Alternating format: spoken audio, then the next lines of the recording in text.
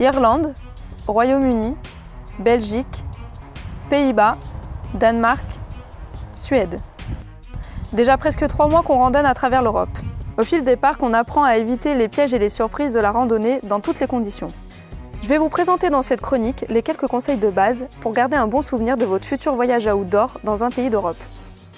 Déjà, on va commencer par une petite explication sur la superposition des couches.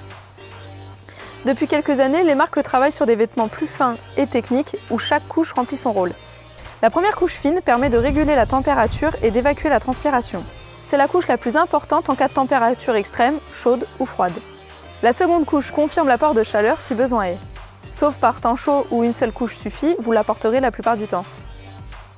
Enfin, vous utiliserez votre troisième couche pour vous protéger du vent et de la pluie. En général, votre troisième couche se retrouvera compactée au fond du sac. S'il y a bien une couche à ne pas oublier pour la grande randonnée, c'est la troisième couche. Là, par exemple, on est en Suède et le temps est connu pour changer rapidement et sans prévenir. C'est un peu le cas partout en Europe. Entre l'influence de la mer et des montagnes, le climat est difficile à prévoir. Pour le bas, c'est la même chose, on peut empiler un collant, un pantalon et un surpantalon. Pour l'été, certains pantalons sont même convertibles en short. Mais attention, n'oubliez pas, dès que vous passez dans les herbes hautes ou dans les forêts, préférez un pantalon et de couleur claire. La maladie de Lyme et l'encéphalite attique gagnent de plus en plus de terrain, et malgré le vaccin contre l'encéphalite, la meilleure solution reste de ne pas se faire mordre. Schoeffel a travaillé sur des vêtements manches longues en haut comme en bas, qui sont faits pour évaporer la transpiration et donner un vrai effet de fraîcheur. Alors pour nous, entre tic et pantalon, le choix est vite fait.